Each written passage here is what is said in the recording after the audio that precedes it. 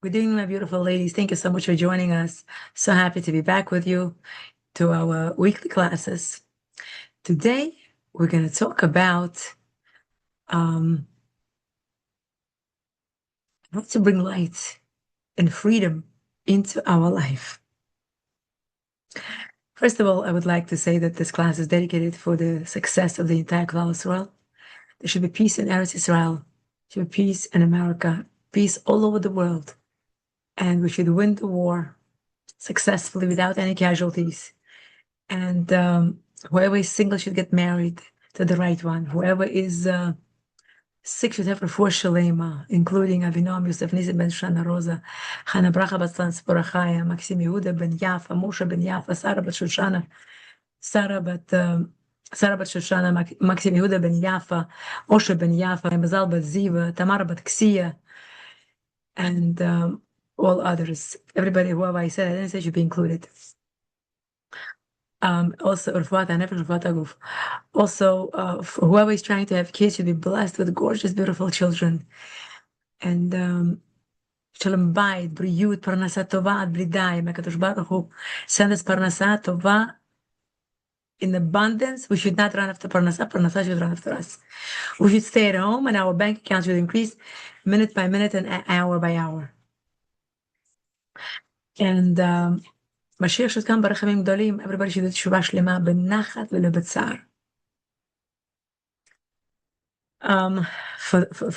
For all the Klal Yisrael, לעילוי נשמת שועשוע בת חוסני, סלנצבורחיה בת שרה, שרה בת חוסני, חוסני בת בכית, ונפחי בן יוחנן, לעילוי נשמת רבי זכריה שמעון וולרסטיין בן יצחק כהן, דוקטור זילנקה ולבל זאב בן לאה, רב חיים קניבסקי, כפיר בן שירי, אריאל בן שירי, שירי בת שרה אימנו, הרש גולדברג פיילן, נועה מרסיאנו, Leilui Nishmat, all the Niftarim and Niftarot who got killed on October 7 before and after. May their pure Neshama be elevated in heaven. And the Mashiach should come, Barachamim Gdolim. Siyata Deshmaya, in peace and without any wars. The holiday of Pesach is coming up. And when we were younger, you could all relate. We still are a little bit. But when we were younger, we would get really anxious and worried. How are we going to do this? There is so much to do. We don't know where to start, where to finish, right? And as you get older, you learn how to prioritize, and you learn how to organize, and you learn how to understand what's halachically is required of us for us to do and to bring Pesach in, and what is extra that is not required, but we take upon ourselves because we feel like, oh, I want to do it also. So we have to understand that usually women, we are taking this to the heart, and we do the spring cleaning together with the preparation for Pesach because we feel like, yeah, why not? Once a year, let's do it. But we should know that the whole idea of Pesach is to come to the holiday not exhausted. How is it possible? Right? Come to the holiday rested, b'simcha, with a joy, and looking forward to it. You know, the holiday of Passover, of Pesach, is a celebration of our freedom. Freedom, in order to know what freedom is, we have to know what darkness is. A lot of times, we as people, as human beings, we tend to be a slave to different things. Slave to our bad midos, slave to working hard and running after the money, slave for kavod, slave for million and one thing. However, in order to understand that being a slave, it actually comes from the holiday of Pesach. How? Man, how? It says the labor in Egypt was so hard. It says it was the work of perach. What's perach means? Pe, rach. It says sweet talk. It says that uh, Paro talked us into the slavery with a sweet mouth. He sweet talked to us and he got us into the slavery. You would think if you sweet talk to somebody, you could ask them a favor. But how can they ask us to become slaves for them with a sweet talk? Well, Steve Jobs did exactly that. He said, take this device, buy this phone. It's unbelievable. It has ways it could get you to the places. It has Google Maps. It has a Siddur in it. It has even Torah Anytime. And, and it's like, it made us feel like we were so lucky when we got our phones, our cell phones. As many people as we have in this world, we probably have that everybody has a phone. A phone became such an integral part of our lives that when we go to sleep, it has to be within arm's reach. We don't have within arm's reach our children. We don't have within arm's reach our money. We don't have within arm's reach anything else you could call. But the phone we have to have. And when we go to the bathroom, we pick up the phone and walks with us. We use it as a flashlight, and then we see what's going on, what news is there, etc. That's how they talk us into the slavery by sweet talking. So, in order to understand that when we left Egypt, right now we are between Adar and Nisan. Very few days left. And this is the holiday of freedom. So freedom of our inner slavery, our inner Egypt. Each one of us has inside of us our inner Egypt we have to leave. So we have to understand that there are few things that would like us to take with us and to work at least for 40 days straight. One of the things is to smile to everyone we see. Wherever we see, smile and say hi to. I learned it from Rabbi Joey Haber. Yesterday, it was my youngest son's birthday, English birthday. So we decided to take out from Union Turnpike takeout place. So I come to the place, I order, and all these guys are like busy, and I'm like, hi. And the owner of the place is like looking at me like, hi, hiring guy. And I said to myself, they looked at me as if I fell off the moon because I said hi. Because every single person from my observation who came to this takeout place said, excuse me, I have an order. Excuse me, can I order this, please? Like everybody comes in like, no hi. Nobody said hi while I was there. I was like, wow, it works. You say hi. So what does the hi do? First of all, he remembers you. That person, he, she, doesn't matter. Um, the person remembers you, and they will always know you. They will always know you that you were always polite, you were always respectful, and you were always pleasantly greeting that person. Um, I was at the wedding 2 days ago. I was actually 2 nights in a row at the wedding. I was at the wedding, and the person who was doing the wedding, her daughter was getting married, and her son is engaged. So the son's future Kala's mother's father, basically grandfather of the Kala, passed away 7 days ago. and they live in New Jersey. The wedding was in Brooklyn. The new mechatunim, they live in New Jersey. The wedding of this person who I went to was in Brooklyn. So the lady, the mother of the girl, said, "I'm sorry, I can't come to the wedding because my father passed away 7 days ago, but I will send my kids."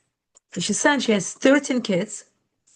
And from 13 kids, she sent her daughter, the Kala to be, and her two other sisters. So three people came. She says to me, my friend, today, she shares with me.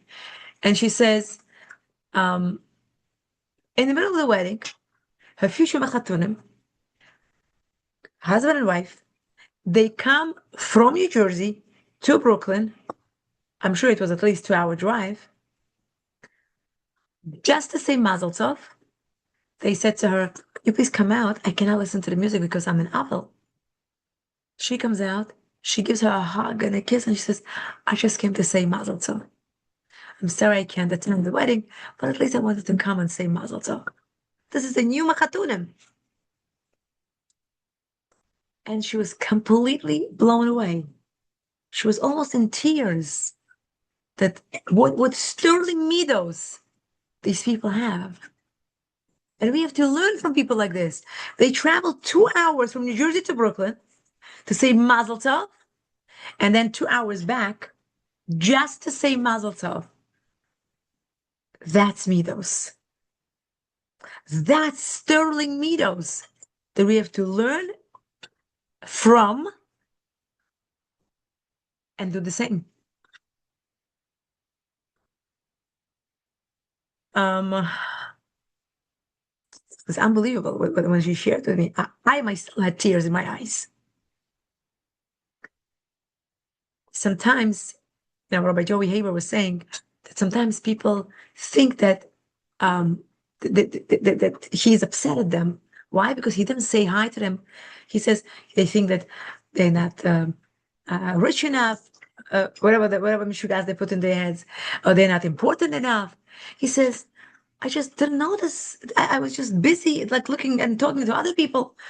Nothing to do with that at all. But people need to be acknowledged.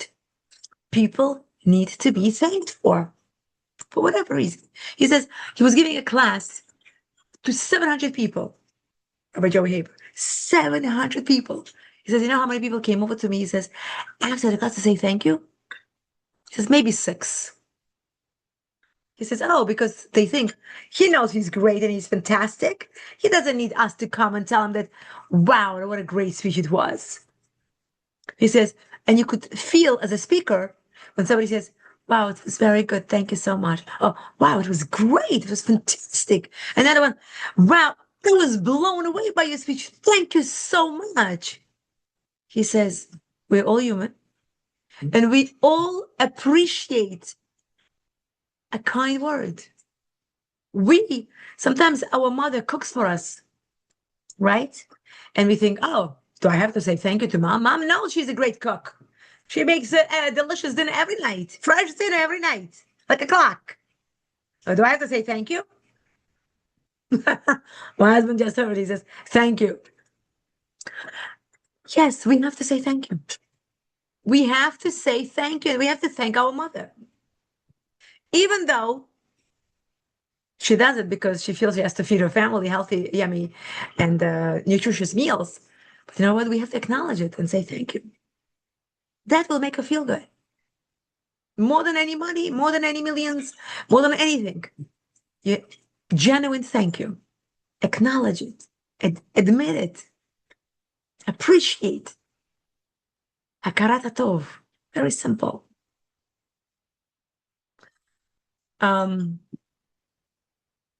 There was a story told by Rabbi Joey Haber that there was a man who, he was a guy, whatever, and he stopped a Jewish man and he said, "Here's a bag. Look at the bag."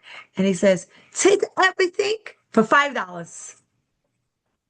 And the Jewish man who was stopped and offered to buy everything in a bag for $5, he right away understood it must have been stolen items. So he looks inside and he sees black leather um, wraps. And he says, wait a minute, it looks like it's a tefillin. He looks and of course, he gives him $5. He takes it to tefillin and he goes to nearby yeshiva. He comes to the yeshiva and he goes over to Rosh Yeshiva and says, I just bought for $5 this bag. It looks like it was probably stolen from somebody. So you think it might be from somebody from your yeshiva? Can you ask around? And Rosh Yeshiva said, okay. So they asked around. Nobody claimed it. Nobody claimed the tefillin. So then Rosh Yeshiva reaches out to this man and he says, you know, nobody reached out. So by halacha, you should come and take it and you could keep it because nobody claimed it. So he says, the man says, I took the tefillin. Says, I'll be honest with you. I was never a person who wore tefillin. But he says, but at that time, my father just passed away. And I was told by my friends and by my relatives, look, your father passed away. You have to say Kaddish. You have to go to shul. You have to say Kaddish. Okay, fine. I'll say Kaddish for my father, even though I didn't grow up with it. He said, I want to say Kaddish for my father. And little by little, now that I ended up with this $5 tefillin in my hands, I said, you know what? I'll put on tefillin too. He said the story to Rabbi Joey Haber, this man. He said, 30 years have passed. I never missed putting on tefillin even one day. From that day on. So Rabbi Joey Haber says, what do we learn from from this personal experience of this person? We bring light when there is darkness. Stolen bag, stolen tefillin. We bring light. We don't wait for the light to come. We bring it and create it. We take something small and we do something big, and it could be magnificent.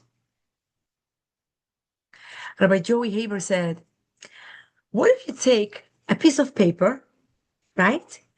And you start folding each one of them by half. How many layers do you think you're going to get if you fold 50 times?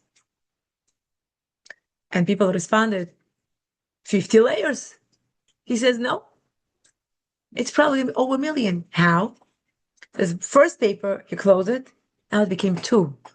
Now the 2, you close it, now it became 4. 4, you close it, now it became 8. 8, you close it, became 16. 16 becomes 32. 32 becomes 64. 64 becomes 128. And double. When you do the 50 multiplications, it becomes way over a million. Wow. Just do your math, which means whenever you do something small chesed, something small for somebody, that will get multiplied by so many folds more that it's going to be so much light from something small that you started initially.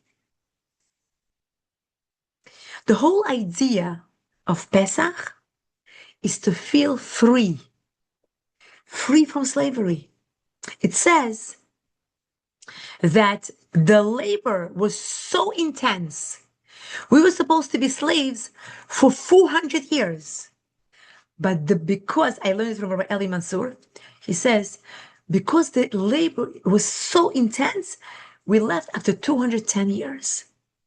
It was compounded. It was concentrated. He says, listen to this. What is matzah? Matzah, what we eat at the Seder, right? Matzah is the bread that the Jewish women made the dough from. And it didn't have time to rise, right? And less than 18 minutes, they had to quickly bake it and get out. He says, wait a minute. We were slaves for 210 years. What is the rush that we had to get out in less than 18 minutes? Listen, if we were slaves for 210 years, what is the rush to get out in less than 18 minutes? As a matter of fact, do you know the difference between Pesach de Matzah and Chametz de Matzah is only 1 second. If your matzah will stay, the dough, 18 minutes and 1 second extra, that's it, Chametz. It's Chametz. So 1 second, it makes the difference on your decision making. If you take it out of the oven earlier and before 18 minutes, that's allowed. You're fulfilling the halacha of eating matzah and a Pesach, a Seder and a mitzvah. And 1 second later, you're violating.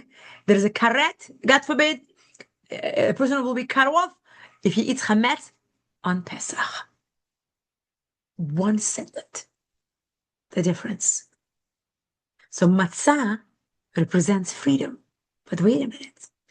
Rabbi Eli Mansur says the Haggadah teaches us that there is so much we have to talk about during the Haggadah that it says that at least if we mention 3 things, we fulfill the mitzvah.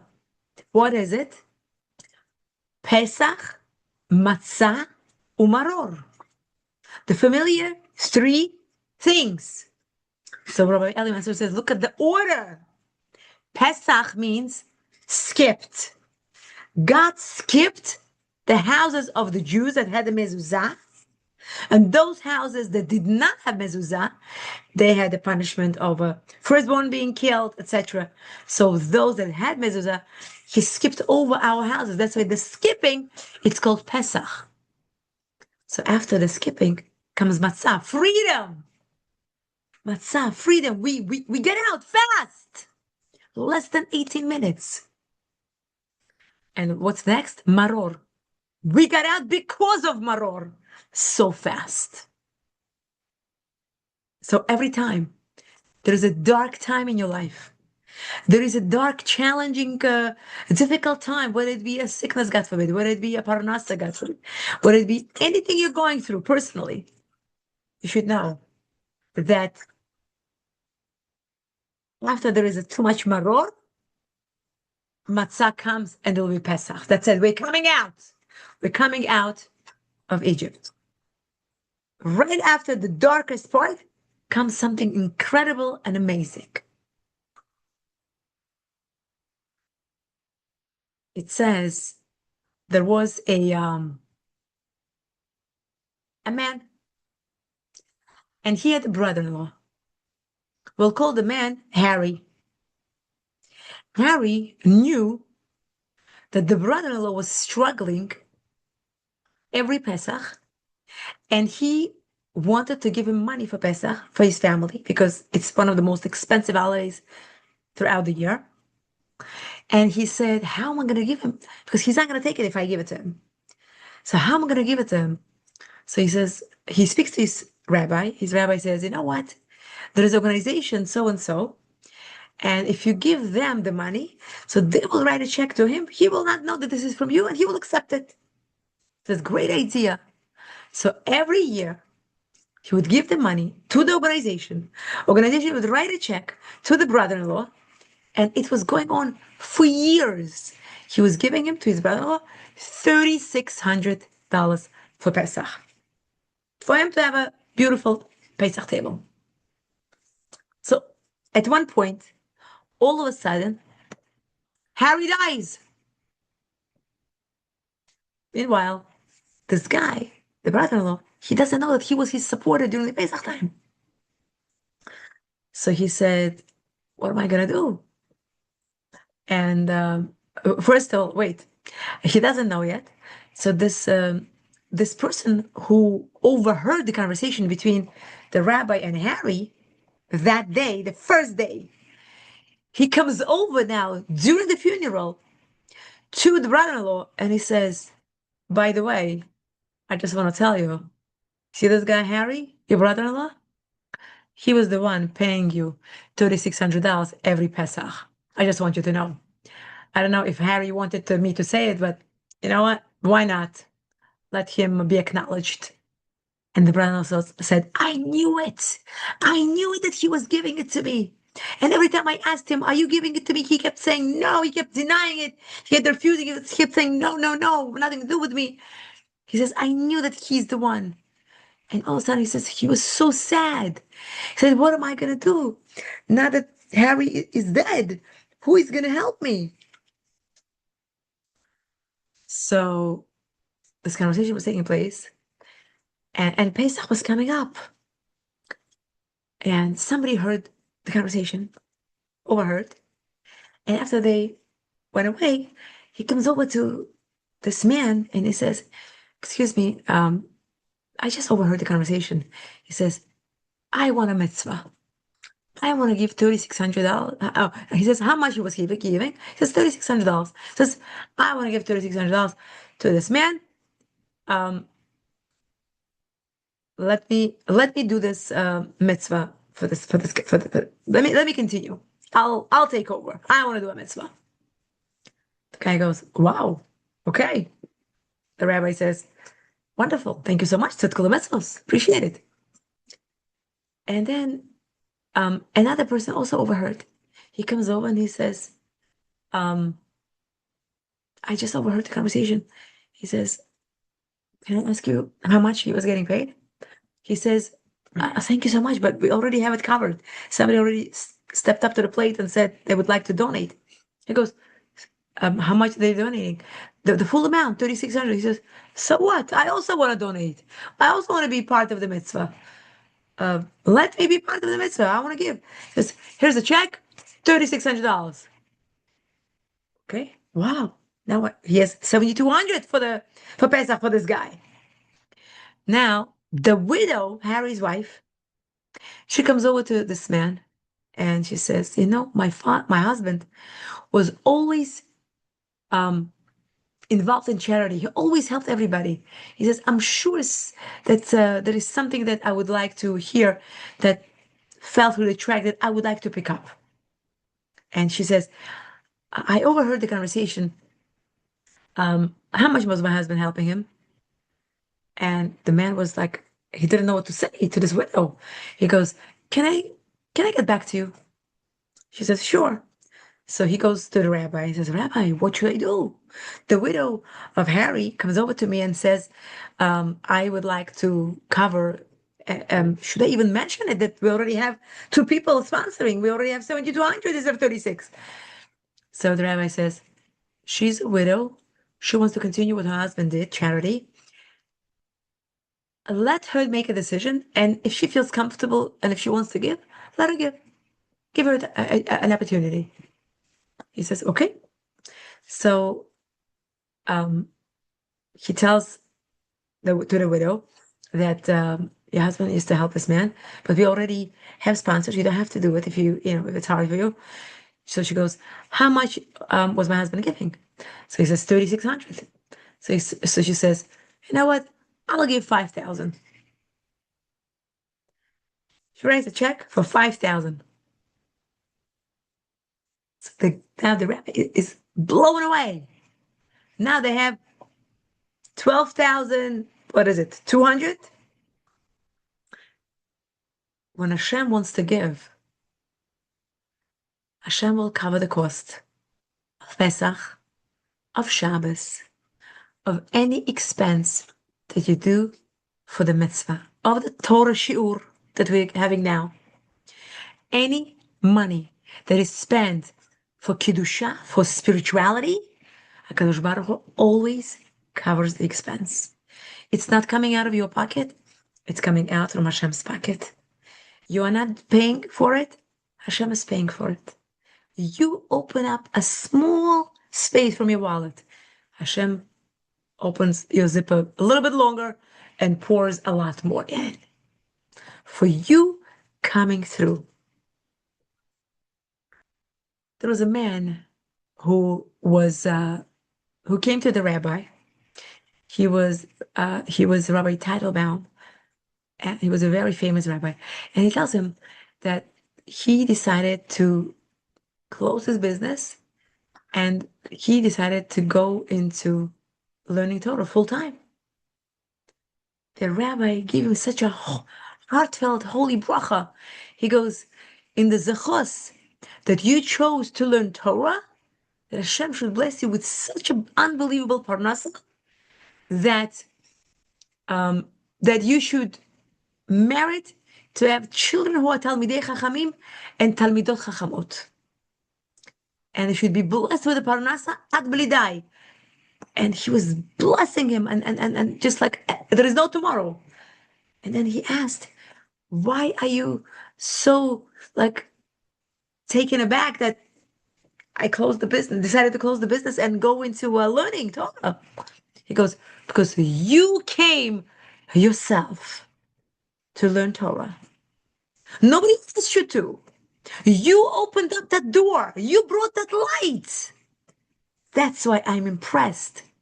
And I'm so proud of you. That's why I want to give you a bracha. And Rabbi Joey Haber says, that man was my father. He says, he had 9 children. And he says, all of us, all the boys, became rabbis, and all of us teach Torah. And all the girls married rabbis who teach Torah. And Baruch Hashem, we can't complain, he says.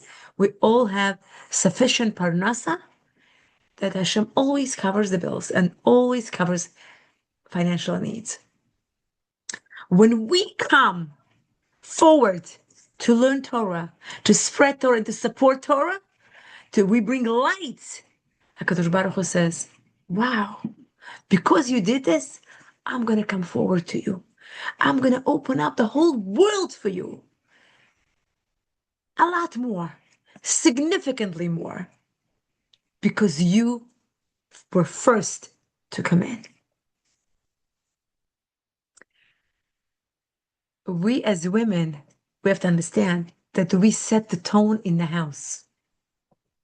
Yesterday, I was watching something on my phone, and I came across a very interesting video of actually the head of Iran, Khamenei, who in the 70s, he saw how the culture of Iran was changing because the women would become more westernized. They were getting off all their coverings, head coverings, and all their clothes, and they were wearing short sleeves and pants, and they were going to colleges, and they were already becoming judges and doctors, and they were voting.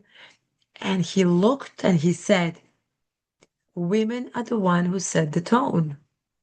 But he brought them to tzniut, quote unquote, by force, through beatings, through a change in constitution, through a law. And he said, if the women will be tzanua, modest, it will change the whole atmosphere in the country. It will make the men not to run after their eyes.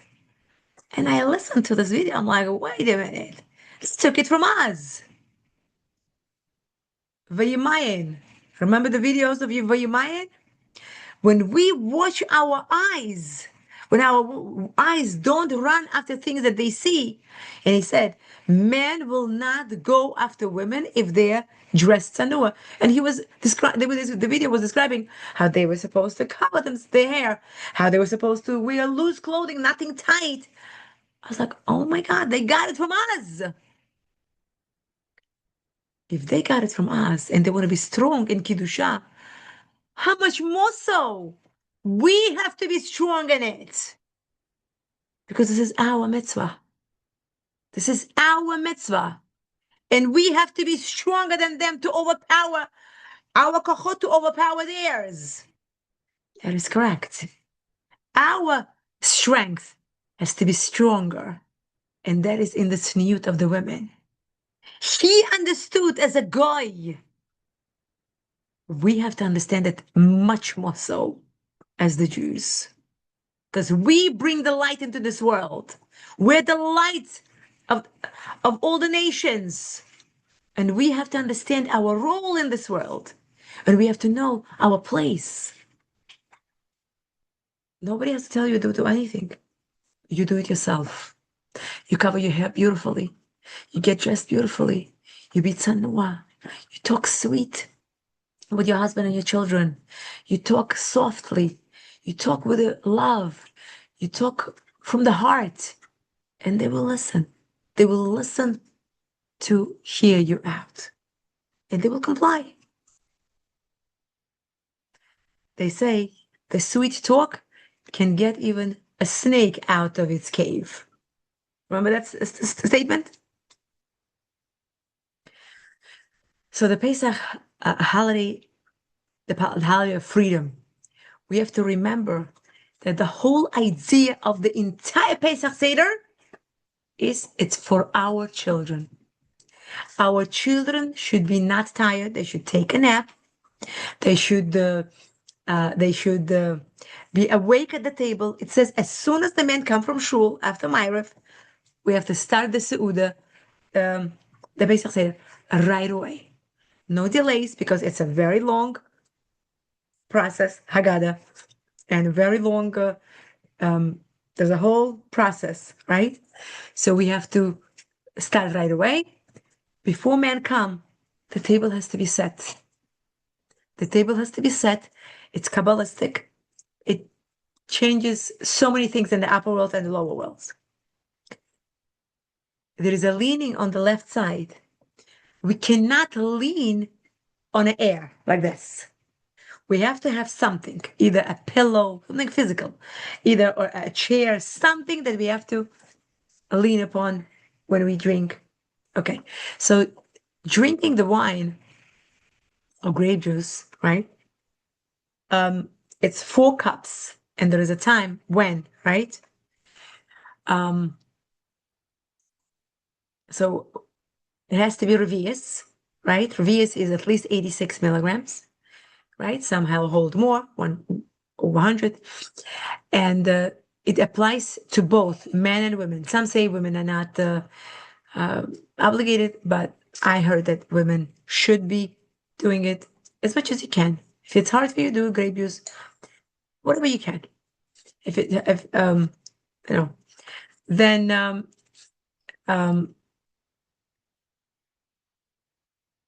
on our Seder plate, right, we have to have a shank bone. Shank bone is usually like a chicken bone. So Rabbi Eli Mansur says, we are not allowed to say, this is a Korban Pesach. We're not allowed to say those words. He says, if we say those words, then we cannot throw away that bone, chicken bone. We have to keep it in our closet, in our pocket, till Mashiach comes. So what we could say instead, this is a commemoration of the time when we left Egypt and we had to have a korban. It's commemoration. It's not the korban. Okay, fine. And because the holiday falls on Wednesday night, and then we go into Shabbos, straight to Shabbos. Wednesday night, first night, Thursday night till Friday night, and Friday night we go into Shabbos. So on Wednesday morning, or afternoon, whatever, before, we have to do Eruv Tafshilin. Has to be 2 cooked foods. People recommend a matzah and an egg or a fish. Okay, so this, and then you make a bracha over it, and you put it in the fridge, and you eat it on Shabbos. And that bracha of Eruv will apply in order for you to cook. So on Yom Tov, we cannot cook for the next day. We can cook for that day, but not for the next day. So we cannot cook on Thursday morning or afternoon for tomorrow, for Friday, for Shabbos. What we could do Thursday night, when it falls technically, it's already Friday, halachically, after, sunset. So then, afterwards, if you need to do something preparation for Shabbos, you can, because you did Eruv Tafshilin. And that Eruv Tafshilin, whatever we made the bracha on, a matzah and an egg, let's say, has to be eaten at one of the meals, let's say, Shalash Shudas or whatever, has to be eaten. What if somebody ate it by mistake? Can you rely on Erev Tavshilin that you made? The answer is yes. What if it got lost? You made a bracha, but it got lost, you can't find it. You could still rely on it. I learned it today.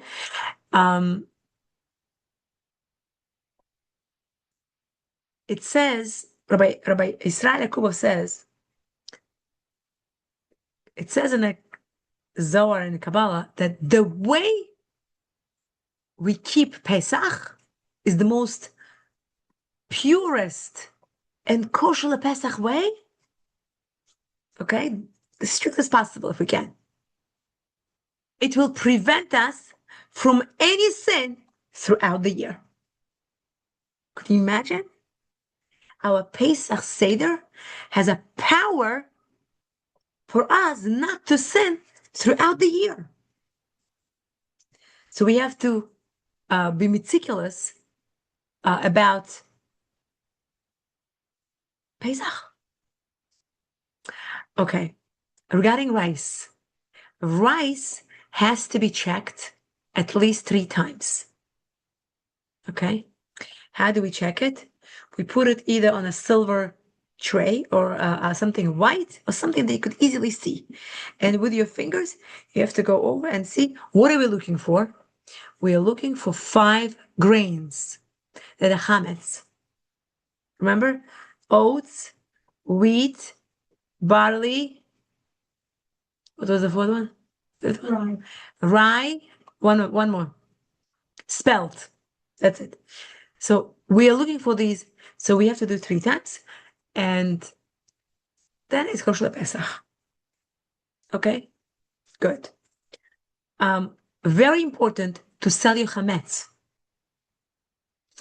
If you're working and you work in the office, and in your office at work, in your drawer, you have wafers, or chocolate wafers, or whatever, right? And you sold the chametz from home, but you didn't sell the chametz in the office where you work, in your drawer.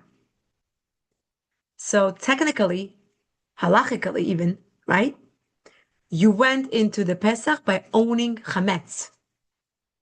So when you sell chametz, make sure you mention your workplace. And whoever you have relatives, if they are elderly or they are not so careful about selling chametz, do yourself a favor.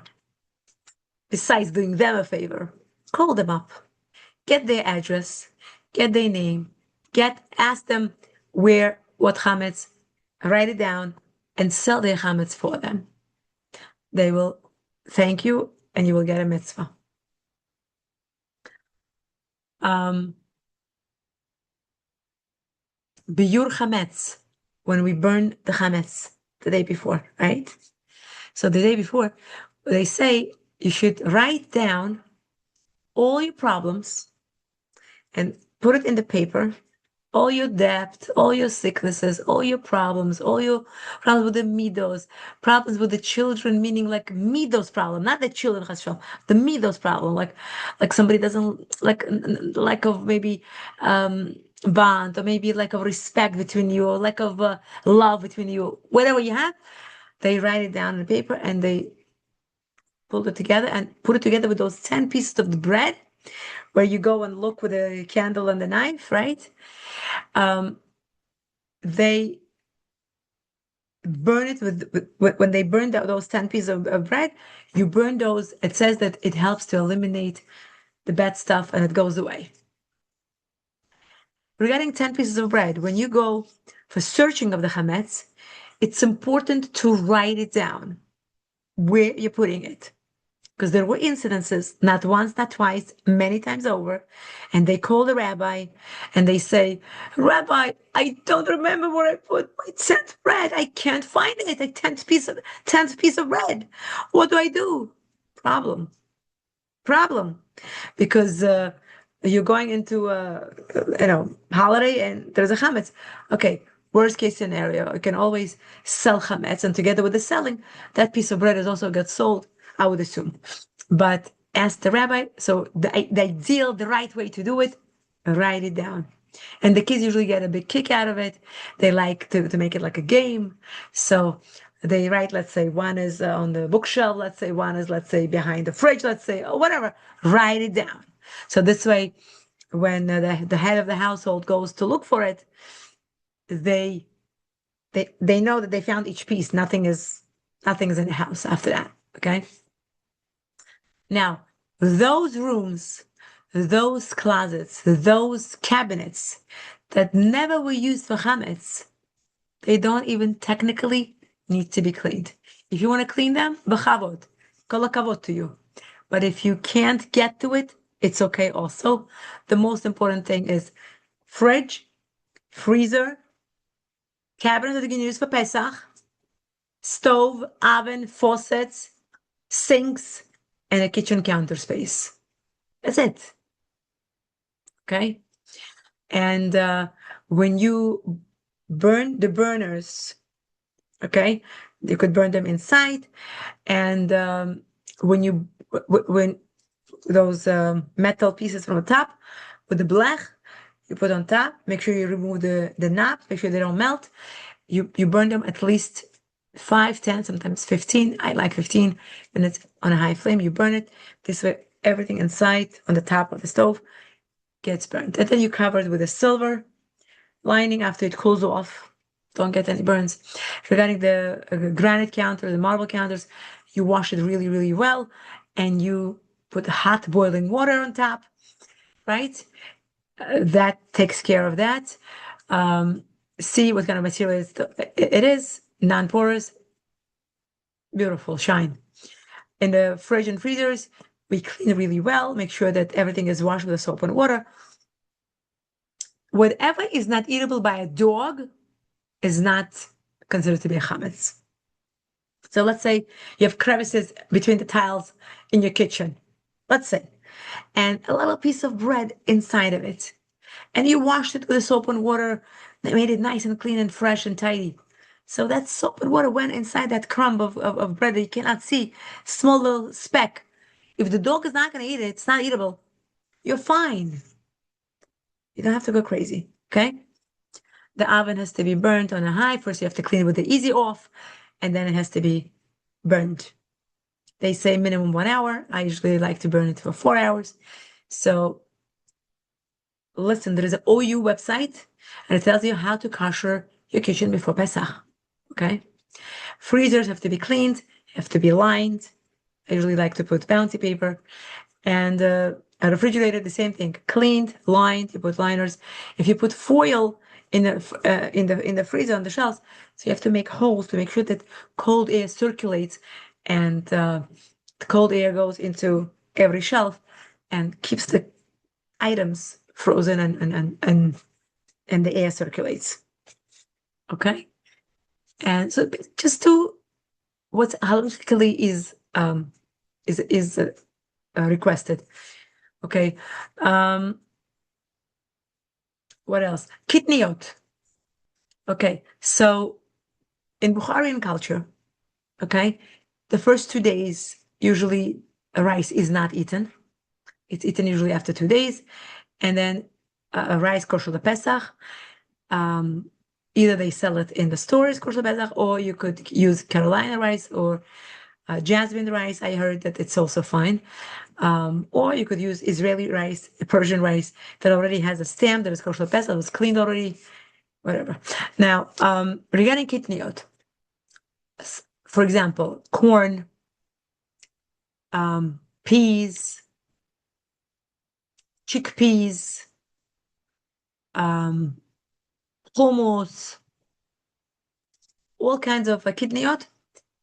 So Bukharians, they never used to use these items during Pesach. So Mincha Gavod is much stronger and much more valid than you think just by coming to the United States for the past 30 plus years. So we must keep Mincha Gavod, okay? A lot of people, even Rabbeim, they acquired from other Sephardi, nothing is wrong with it, but they acquired the Sephardi custom of eating those kitniot In Bukharian culture, it was never done besides rice. Rice was the only item that was used during Pesach. And actually, if you go into the history why in Bukharian culture rice was kept, and in Ashkenaz cultures, they kept potatoes. Some actually say potatoes were not allowed also. And they say the reason in Bukharian culture they kept the rice and in Ashkenaz culture they kept the potatoes in order that the rice was a staple food in Bukharian culture. Osh palov, baksh, you name it. It was a staple food. So in order not to make it impossible, that you clean it from all other grains and you're allowed to use it. And with the Ashkenazim, the same thing, the European Jews. They were told by their Rebbeim years ago, generations ago, that you could use potatoes because this was their staple of food. They ate potatoes a lot in their kitchen. So that's why they are keeping their laws and you're keeping yours. Okay? If somebody Ashkenaz comes into the Sephardi home and Sephardi home has kitniot on the table and it was cooked in those pots, are they allowed to eat it? And the answer is yes. I learned it. The answer is yes. They are allowed to eat it in that home. They don't have to eat kitniot if they don't want to. They don't have to eat rice, but from those pots, no problem. They're allowed to. Okay. What else? If you are not going to be home for Shabbos and for a holiday, should you do Eruv Tafshilin? The answer is yes. You still have to do it. It applies to other things. For example, if you sweep the floor or if you do some other things, some melachot for Shabbat, it covers it as well. So it's better to do it. Okay. This was a brief overview of how to bring light, how to say thank you to somebody, how to greet somebody with a hi, how to open up a small light, such as getting a $5 at a fill-in bag from somebody who wanted to get rid of it, and take it upon yourself as a sign from God that God wanted this tefillin to end up in your hands, and use it by wearing it for the next 30 years. And something that you take to the heart by learning Torah, by accepting to learn Torah, and getting a bracha from your Rebbe and your 9 kids. Like it happened in Rabbi Joey Haber's case, his father, all turned out to be Talmidei Chachamim, rabbis teaching Torah, and daughters married Talmidei Chachamim, married rabbis who teach Torah. Brilliant. Genius. Small sacrifice, but you bring light into the world. And talk to Hashem for 30 seconds a day, at least. I drop off the kids to school and I'm in the car by myself. I want to listen to some music maybe, or some shiur maybe, or some news or whatever on the phone. We all go through this test, right? And I said, you know what? I'm going to put the phone down. I'm going to have a ride back home. I'm going to talk to God. I say, Hashem, good morning. How are you? Thank you for being in my life. Please, Hashem, help me to go through my challenges today. Please help me to succeed. And I ask Hashem whatever I need. And I talk to him like to my own parent. Even more than that. Openly, very close relationship. Build your relationship with God. This is the whole idea of Pesach. The whole idea of Pesach is for kids to ask questions. And we have to prepare. We have to buy them gifts. We have to buy them new clothes. The husband is obligated, it's Shulchan Aruch, to buy new clothes and jewelry for the wife and new clothes for the kids. This is Shulchan Aruch. I could even quote you if you want me to. by telling you where exactly. So it's an obligation of the husband to buy for the wife and the kids new clothes for Pesach, new shoes, new clothes, and for the kids to keep them excited. Get them new books, get them new toys, get them new gifts, something that will help them to look forward to be like a wow, it's just beautiful. I love it. Everything has to be royal. The table has to has to be royal. Everything has to be with the richness and our clothes, our demeanor. Rabbi Israel Yaakov says, when we act royally, we're supposed to act royally at Pesach Zera because we're free now. We're not a slave anymore. He says we do by acting royally on Pesach Seder, we do tikkun for ga'ava throughout the year. Brilliant. It's from Kabbalah that when we act royally at Pesach Seder, by doing so, we do tikkun for ga'ava for the whole year before Pesach. Wow, genius. Beautiful. Beautiful. It says when we do 10 drops of blood of, the makot, when we take the wine off with a finger. So a girl should spill it out in the toilet, right? Make sure that it doesn't spill anywhere. And that year, she will have a shidduch. Whoever is a shidduch age. And for the boy, they say one of the segulot is to take that shank bone after the second night, I guess, when you don't need it anymore for the table for the table, Pesach table. Put it in a Ziploc bag, right? Because it might be oily, whatever. And put it into the pocket of the suit of your shidduch age son without him knowing about it.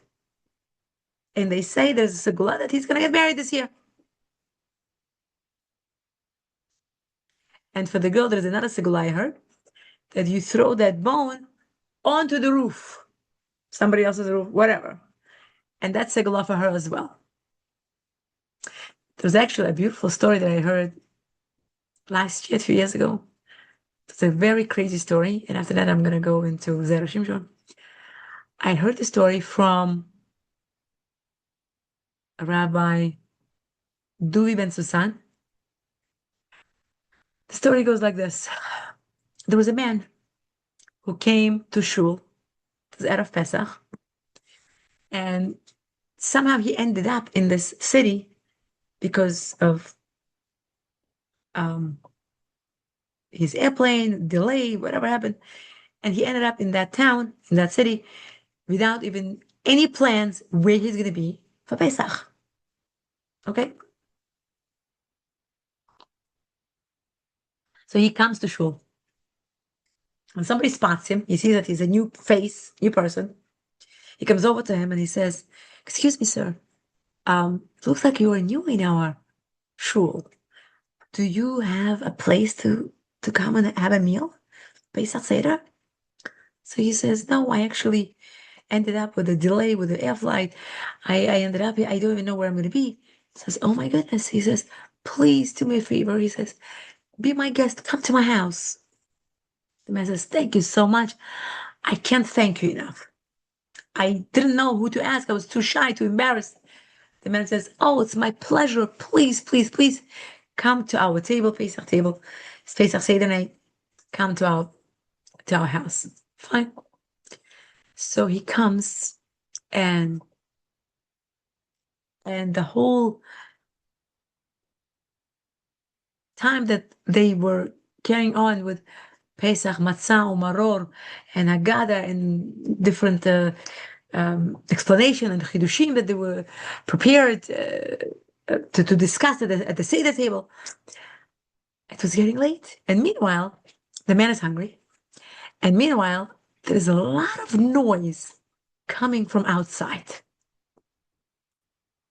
So this guest asks his host, he says, "I'm sorry, I don't mean to be rude, but what is that noise?" So the person said, who was hosting him, it was in Brooklyn.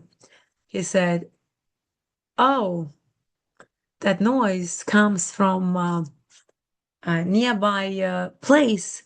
Somebody uh, bought this place like a block and a half away or something, and they bought it and they turned it to be like a nightclub. And every time the evening comes, it's so loud, music blasting. It's so noisy. The whole block shivers from so much noise. Even from block and a half away, you hear it. It's impossible. He says, "Oh my gosh, you live with this every night?" He goes, "Yes." And they even were trying to sing or say the Torah at Haggah. They couldn't hear each other to that extent that the noise from outside was tremendous. So this man was a very learned man. Don't do it. Hmm. So he says, when they came to those 10 makot, 10 drops of blood, he goes, "Do you mind? Can I have this plate? Can you show me where this place is that makes so much noise?" He goes, "Absolutely."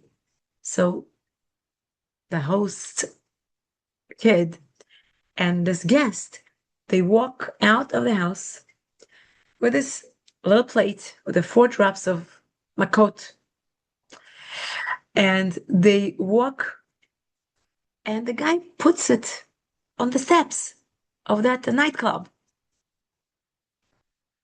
And after that, they just come home. Within 30 minutes, 30 minutes, the true story happened. All of a sudden, they hear noise from the helicopter, and they see that there's something unusual. Helicopter never flies at this hour in this neighborhood. What's going on? And they see lights. They see police cars coming. They try to look out. There's noise, sirens. And they see that that place, the nightclub, was run by Goyim, Russian Goyim from Brooklyn, some Brighton Beach, whatever, place that they opened in this place where the Syrian Jews were living.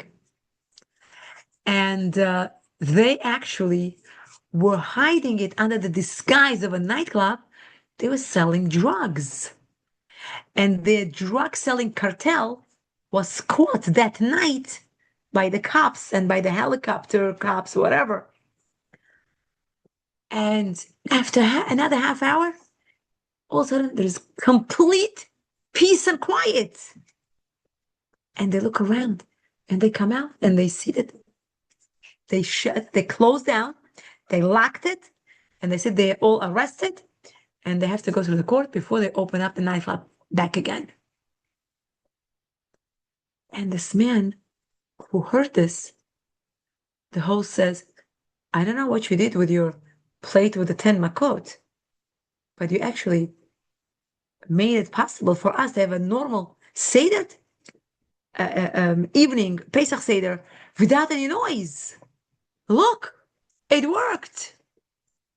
It's like those makot fell on that nightclub and they were apprehended.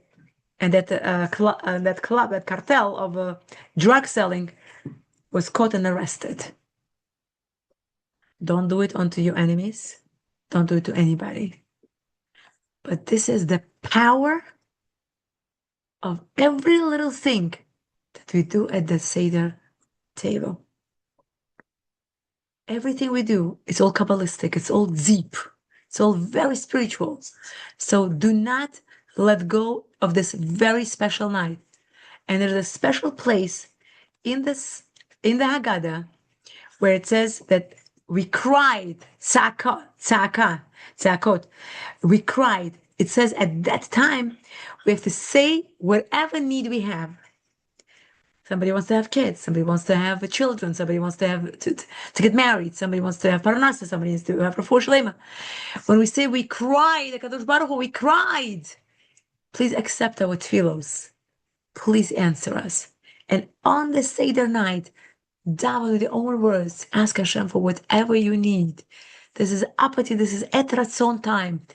All the gates of heaven are open. It's the time that Hashem accepts our tefillos and answers us. And B'ezras Hashem, it should be letovah, b'simcha rabbah. And we should be. It says that this year we are celebrating it here. Next year we are celebrating it in Yerushalayim. Rabbi Eli Mansour and also Rabbi Joey Haber, they say every year we say it, and we're still here. We're not there. So why do we still say it? You know why we say it? Because we're asking Hashem to give us a hope. We want to be in the holy place. We want to be in the Holy Land. We still ask because we want to show that we want to come out of the Galut and to be in Eretz HaKodesh. Zed Hashem. And the same thing with us. Whatever place we're in, whatever darkness place we're in, we come out into light. After darkness, there is always light.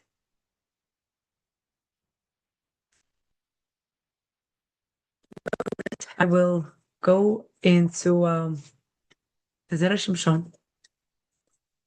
It's a very big zechut that our class be dedicated for Zera Shimshon, for the Rabbi Shimshon Chaim Nachmani, Leilu Nishmat, Ben Rav Michael Nachmani, also for Refuah Shleima, Levi Yosef, Ben Zuleicho, Refuah Shleima.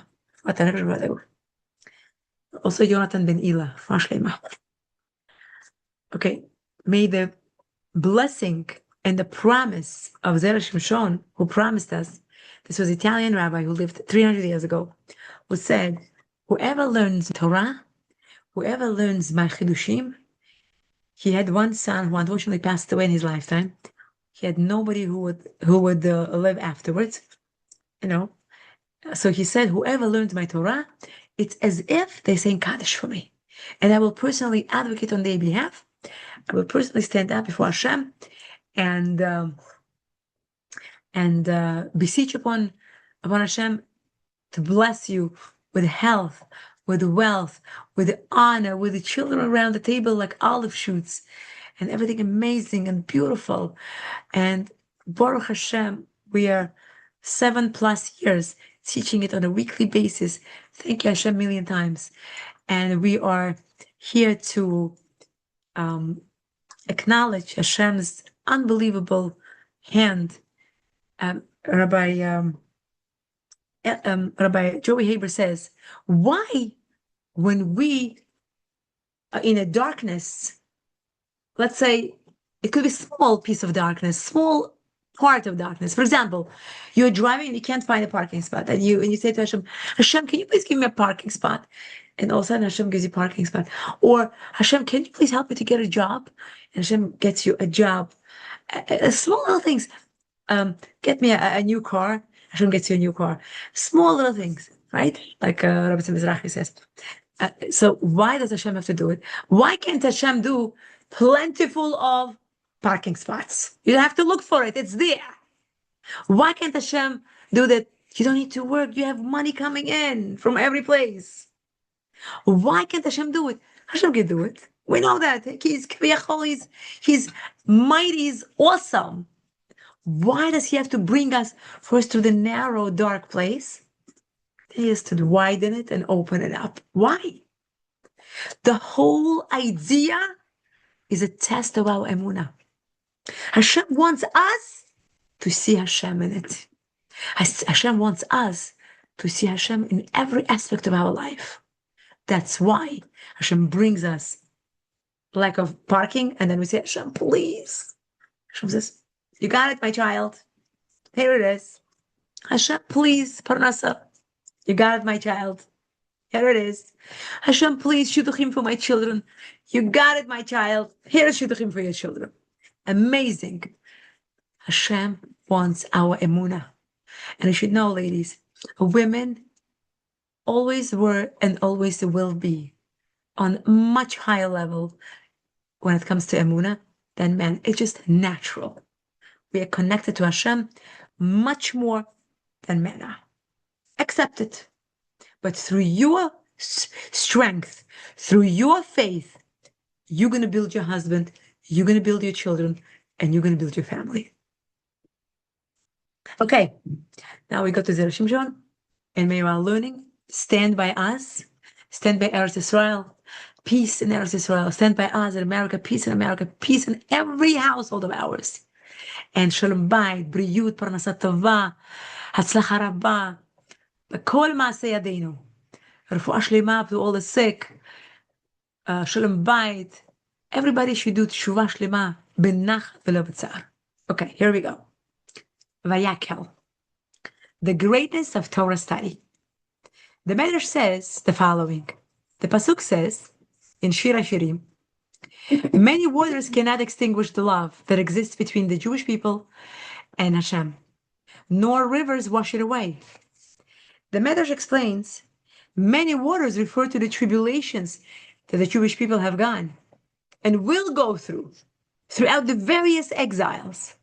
The rivers refer to the various kingdoms that the Jewish people suffered through.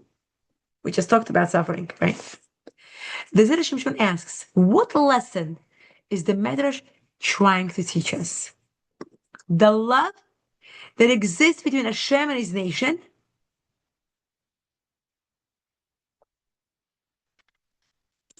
spiritual and non-tangible nature.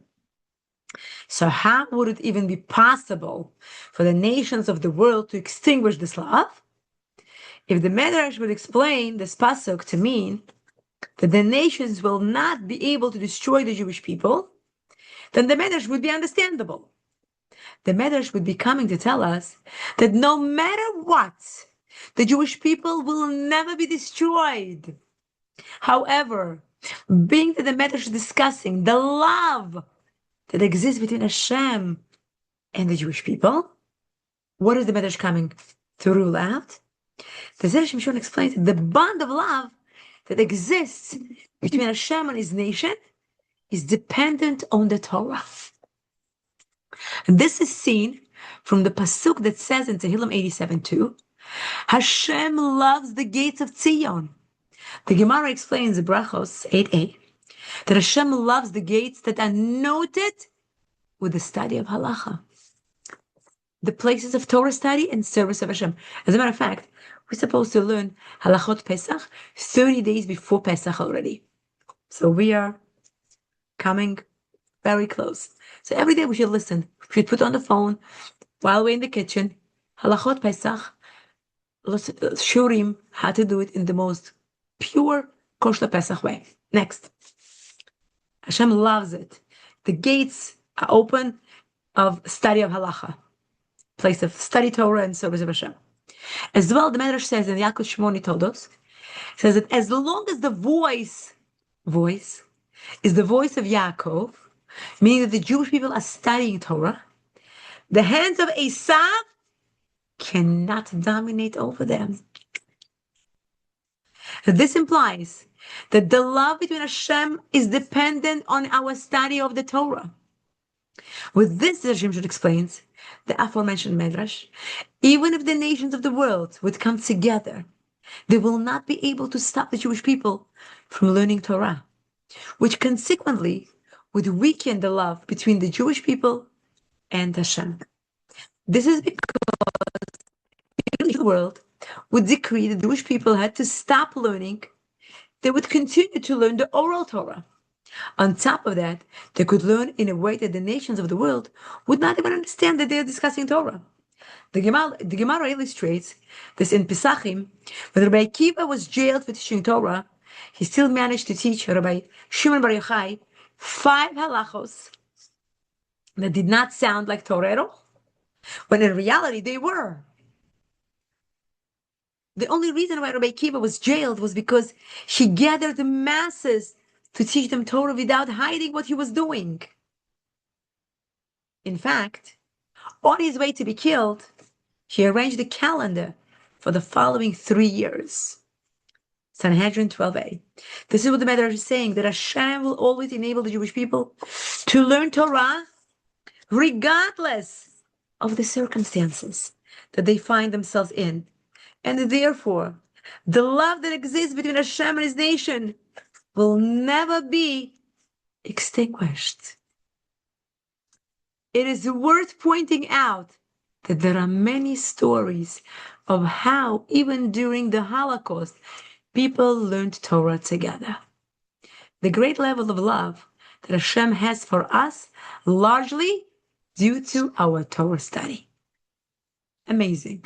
So basically, the lesson learned this far that when we learn Torah, Hashem's love increases to us because of us learning Torah. Pikudei, builders of Torah. This short excerpt that Shimshon writes in his Divrei Torah on this week's Parsha, although it seems unrelated to this week's Parsha, it is wonderful Chiddush nonetheless. The Gemara asks, Shabbos 114a, why are Talmidei Chachamim called builders? The Gemara answers, because they're involved in the building of the world. The Zera Shimshon asks the obvious question. Talmidei Chachamim do not build anything. If the Gemara's intention is that in the spiritual sense, they keep the world functioning in the merit of their Torah study, the Gemara should have said that they uphold and spiritually fortify the world's physical existence. That would have been a clearer description of to what the Talmidei Chachamim do. The Zera Shimshon explains the Gemara in an amazing fashion. The Gemara says in Megillah 29a that when Mashiach comes, all the places of the Torah study and prayer will be transferred to Eretz Israel. Thus, every place that a Talmid Chacham sat and learned in will be added to the infrastructure of Therefore, the Gemara is not only referring to the Talmidei Chachamim as builders in a spiritual sense, but rather they are builders in the physical sense as well. So fix your houses, guys, girls, and learn Torah in them, and your house will be transferred in the time of Mashiach to Eretz Israel. Beautiful. The world of the Mishkan. The Yalkut Shimoni in Melachim 184 says that although the Mishkan was completed on the 25th of Kislev, Hashem postponed its inauguration until the month of that Yitzchak Avinu was born in. So Rashi Shimon asks, what significance is there in fact that the Mishkan was completed on the 25th of Kislev? As well, why did Hashem want the inauguration to be specifically during the month of Yitzchak Avinu that he was born in? The Shimshon answers by bringing a Rabbeinu Bachya, who quotes a Medrash that says that the entire Mishkan mirrored the creation of heaven and earth. Listen to this one. The Medrash goes on to show how this is. Hashem created luminaries to light up the sky. The Mishkan had the menorah. Hashem created birds. The Mishkan had the cherubim, and so on. See the lengthy list brought by Rabbeinu Bachya. Elsewhere, Rabbeinu Bachya writes the stones that were. There was a total of 72 letters corresponding to the 72 letters in the name of Hashem. The number 72 appears in the creation of the world. This is because the world was only created during the daytime hours. The 6 days times 12 hours is 72. The number 72 in the creation of the world implies that the existence of this world is through the letters of Hashem's name of 72. Wow, wow, wow, wow. It's actually also the gematria of Kiddush. When we make a Kiddush for Shabbos, on Shabbos. The Zera Shimshon Mishkan, which mirrored the creation of the world, was built in 72 days. On Yom Kippur, Moshe Rabbeinu came down from Har Sinai and commanded the Jewish people about the building of the Mishkan. From Yom Kippur until the end of Tishrei, there are 20 days. The month of Cheshvan is 29 days. Add the 25 days until the 25th of Kislev, and the total is 74 days. However, two of these do not go into the account of building days, since the Pasuk says that it took 2 days for all the necessary materials to be collected. Shmos 36:3, Shmos Rabbah 41:2. Wow. So in other words, 2 days they were collecting materials, and um, 72 days was um, of building the Mishkan. Okay, and even though they did not build the Mishkan on Shabbos, the Shimshon suggests that they learned all the relevant halachos of how the Mishkan had to be built so that they would be ready for the coming week's building. This explains that Shimshon is the significance of the Mishkan being completed on 25th of Kislev, 72 days of building, since it shows how the Mishkan corresponds to the world not only by what it holds inside it, but by the duration of time that it took to build it, which in turn hints to the 72 letters in Hashem's name. However, even though the Mishkan was completed on the 25th of Kislev, Hashem in His mercy only had it inaugurated during the month that Yitzchak Avinu was born in. This that Shimshon explains, based on the Gemara that says, Shabbos 89b, how when the Jewish people's sins reached an intolerable level, Hashem asked Abraham, Yitzchak, and Yaakov what he should do. Abraham and Yaakov say that the Jewish people are liable to death. Only Yitzchak is the one that stands up to advocate on behalf of the Jewish people. Therefore Hashem, and he's the Gevurah, don't forget, and therefore Hashem had the Mishkan inaugurated specifically in the month that Yitzchak was born in, since eventually the Jews would sin, and due to Yitzchak Avinu's argument, the Jews would not be destroyed, rather Hashem would destroy the Mishkan, Beis HaMikdash. Instead, the Mishkan structure and all of the intricate details, both in the actual building and in the utensils and clothing, mirror the world's creation. Wow, chazak, chazak, chazak. And next week it's going to be Vayikra already. Unbelievable. I just want to tell you one more interesting thing, and we're going to end off with this. It says that Hashem tells us a story of slavery, that Pharaoh made our labor in Egypt so hard, so difficult, that the men were exhausted.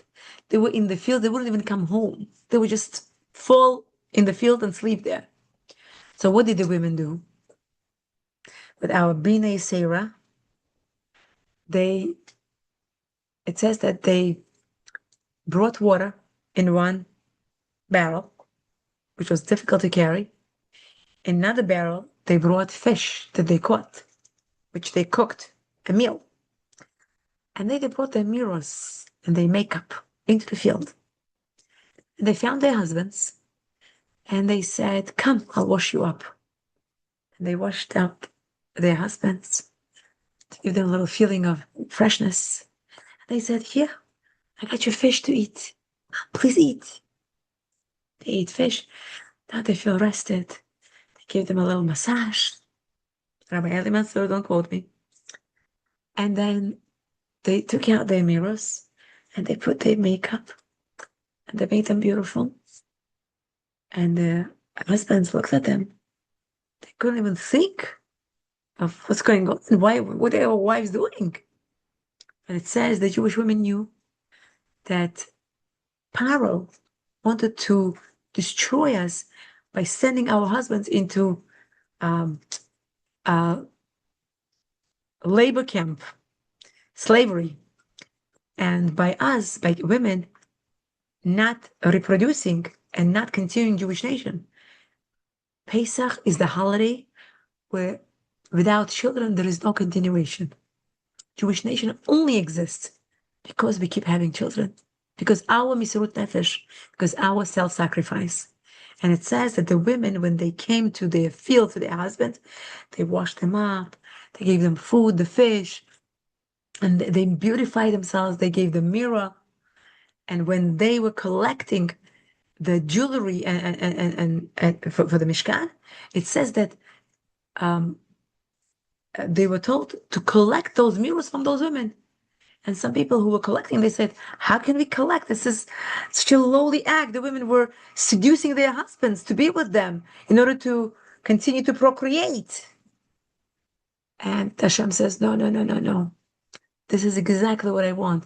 And I want you to build sinks and mirrors and faucets because I want people look inside to be reminded this is what brought the Jewish nation out of Egypt, that the women did self-sacrifice, and they continued to be multiplied. And it says that they got pregnant. They did it with the Tanua way, and they got pregnant. And it says every single couple that got pregnant in the fields had 6 babies at a time. 6 tuplets. 6 babies at a time. There was no 1, 2, 3, 6. So how did they give birth and how did they take care of? They couldn't bring them back home, right? It says Hashem did a miracle. Midrash says that Hashem opened up the earth and there was another world inside. And the angels came and they took these 6 babies and they hid them inside the earth. And it says they had 2 rocks. One gave honey and another one gave oil, olive oil. And they were sucking the babies. One was honey and one was oil. And they were raised by angel inside the earth. Women just gave birth, angels took them, and they were raising them. And when the Jews were leaving Egypt, it says the earth opened up, and all those babies, they came up. They were 20, whatever years old they were. They came running, and Hashem put a GPS into their heads. They knew who their parents were. They all came running to their parents and calling them mommy and tati. Do you imagine? Unbelievable. With that, I want to wish you all Chag Kasher v'Sameach. May Hashem give you koyach. May Hashem give you organization skills. May Hashem give you strength, give you parnasa tova, give you health. You should be able to plan everything accordingly and to be able to bring Pesach peacefully, calmly, b'simcha rabah. Put music on when you prepare. And every time you clean the refrigerator shelf or counter space or you declutter, tell Hashem, Hashem, I'm doing it for you. I'm doing it for you. Hashem, I want to be b'simcha. I want to do a mitzvah b'simcha rabah. Whenever we do b'simcha, Hashem blesses us. Whenever we do b'koach, Hashem says, you just do it b'koach, huh, my child. But when we do b'simcha, Hashem gives us blessing. That's why one of the mitzvot of the Torah that says, Hashem says, test me with a tzedakah. And some people come to the Rebbeim and says, Rabbi, I give tzedakah. But I do. How come I'm not blessed with a good parnasa yet? And the key is, Rabbi says, do you give parnasa? Do you give tzedakah from your parnasa? B'simcha rabah, you give like, okay, you know what? I have to. So, here. But do you give it b'simcha? He says, the bracha comes when you give it b'simcha rabah. I know it's hard. I know it's hard. But when we work on ourselves, Hashem make it easy for us. Hashem, help me to do it b'simcha rabah. With this, I want to give you a blessing. You should be all blessed with health, wealth, parnasa tova ad blidai, shalom bayit, refuah shleima, beautiful children, beautiful shidduchim, weddings, brit milas, bar mitzvahs, bat mitzvahs, all the happy birthdays, all the happy occasions, and most of all, peace and shalom.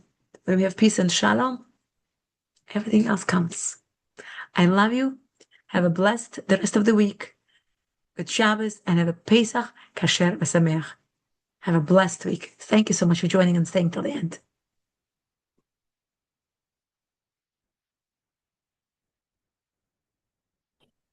Thank you, thank you, thank you so much. Such beautiful. Thank you.